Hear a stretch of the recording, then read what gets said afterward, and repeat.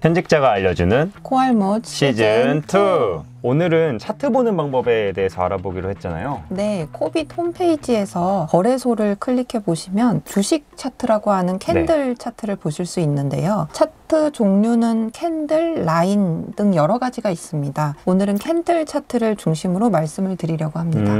제가 궁금해가지고 각 거래소의 웹페이지에 들어가 봤거든요. 네. 국내 거래소랑 바이낸스 여기는 캔들 차트가 기본으로 제공을 하고 코인베이스나 크라켄 이런 데는 있잖아요. 캔들 차트를 아예 제공을 안 하고 라인 차트만 제공을 하더라고요. 라인 차트는 보시는 것처럼 가격 추이에 대한 움직임을 직관적으로 파악할 수 있는 반면에 이번 시간에 다뤄볼 캔들 차트는 가격 추이뿐 아니라 더 많은 정보를 담을 수 있다는 특징이 있습니다.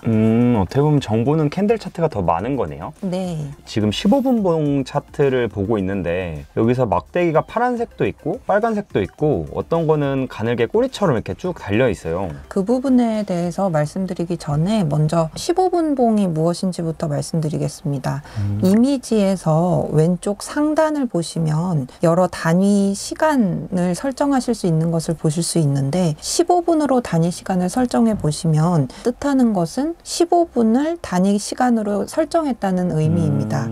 그래서 매 15분마다의 시가, 고가, 저가, 종가 정보를 알 수 있는 그래프임을 나타내고 있습니다. 그리고 추가적으로 차트의 파란색 음봉, 빨간색 양봉, 꼬리를 알기 위해서는 말씀드렸던 이 시가, 고가, 저가, 종가 개념을 알아야 할 것 같은데요. 지금 보여드리는 이미지에서 각각의 캔들, 그러니까 빨갛고 파란 막대기들이 특정한 단위 시간마다의 가격 정보를 담고 있습니다. 그래서 시가라는 것은 이 이미지를 기준으로 말씀을 드렸을 때는 캔들 스틱이 나타내는 단위 기간, 매 15분이 시작할 때의 가격, 종가는 15분이 끝날 때의 가격, 고가, 저가를 각 15분 동안에 높았던 가격과 낮았던 가격이라는 것을 알 수 있습니다. 이 막대기 하나에 15분짜리라는 거네요? 네네. 그럼 파란색이랑 빨간색은 어떤 거예요? 만약 시가에 비해서 종가가 하락한 경우는 파란색 음봉이 되는 거고 시가에 비해서 종가가 상승한 경우는 빨간색 양봉으로 구분해서 나타나게 되는 거죠.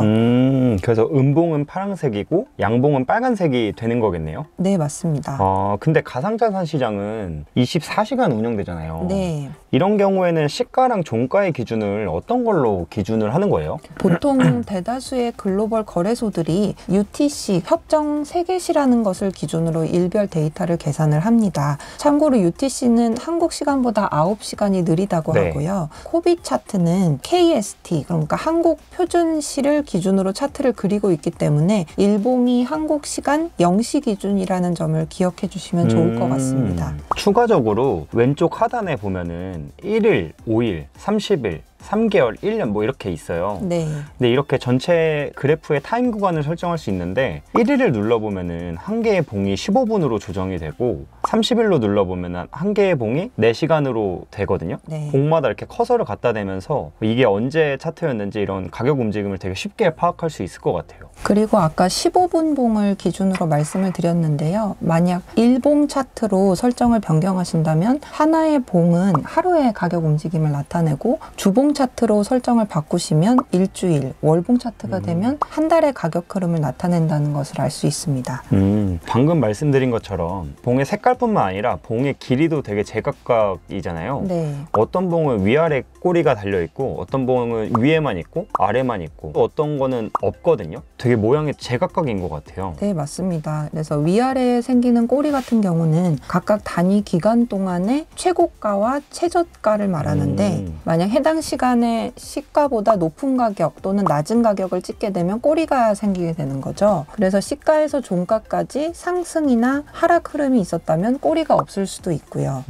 그리고 꼬리 같은 경우는 빨간색 양봉을 중심으로 이해하시면 좀 더 쉬울 것 같아요. 망치 모양 캔들, 그러니까 밑에 몸통이 있고 아래로 꼬리가 긴 경우를 생각해 본다면 지금 시세는 위쪽에 형성되어 있지만 아래로 꼬리가 내려갔으니까 저가의 시세가 형성됐다. 그러니까 시세를 끌어올린 매수세가 유입됐었다는 거를 짐작해 볼 수 있겠죠. 장중에 하락을 한번 했다가 다시 올라와서 상승으로 마감했다라고 볼 수 있겠네요. 네, 맞습니다. 그럼 반대로 고점에서 윗꼬리를 가진 봉의 경우에는 매도세가 유입됐다라고도 해석을 할 수 있겠네요. 위아래 꼬리 길이나 봉의 상대적인 길이를 가지고 매도나 매수의 상대적인 크기도 짐작해 볼 수 있을 것 같습니다. 코비 차트에서 이런 캔들 막대기, 네모난 막대기 말고 또 추가적으로 라인들을 보실 수 있는데 이 선들은 이동평균선, 그러니까 무빙 에버리지를 말하는데요. 일정 기간 동안의 가격 흐름을 평균한 값을 차례로 연결해서 만든 선이고, 이 선 같은 경우는 과거 데이터를 이용해서 추세를 판단하기 때문에 미래 가격 흐름을 전망하는 데 사용할 수 있는 기술적 분석 지표 중에 하나라고 합니다. 이동평균선 같은 경우에는 데이터 분석에도 되게 많이 쓰거든요. 지진 데이터나 아니면 차트가 위아래로 굉장히 빠르게 변하는 경우에 추세를 확인할 때 많이 써요. 네. 예를 들어서 코인의 유입과 유출 있잖아요. 어떨 때는 입금이 많고 어떤 날은 출금이 많을 거잖아요. 그러면 위아래로 계속 지진계 그래프처럼 위아래로 네. 흔들릴 텐데, 이런 경우에 뭔가 추세나 이런 흐름을 파악하기 어려워서 무빙 에버리지를 사용하면 어떤 추세로 가는지 직관적으로 이해하기가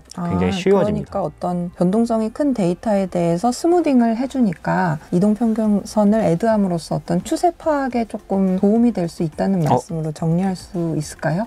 네, 맞습니다. 네. 그래서 하단에 또 막대 그래프가 있어요. 하단의 막대 그래프는 거래량을 의미합니다. 비트코인에 대한 거래량임을 쉽게 짐작하실 수 있습니다. 이 차트만 보더라도 그 기간에 시장이 어땠는지, 거래가 많았는지, 거래가 적었는지, 추세는 어떻는지 뭐 이런 것들을 전부 다 파악할 수 있을 것 같네요. 이제까지 차트에 관련된 기본적인 지식, 코빅 거래소는 어떻게 적용되고 있는지를 살펴봤는데요. 맞습니다. 그리고 이번 시간에 다룬 차트 보는 법을 제외하고도 가상자산 거래에 도움이 되는 기초 지식들이 아직까지도 정말 많은데요. 다음번에는 더 다양한 지식들로 찾아뵙도록 하겠습니다. 그럼 구독과 좋아요 부탁드릴게요. 바이바이. 바이바이.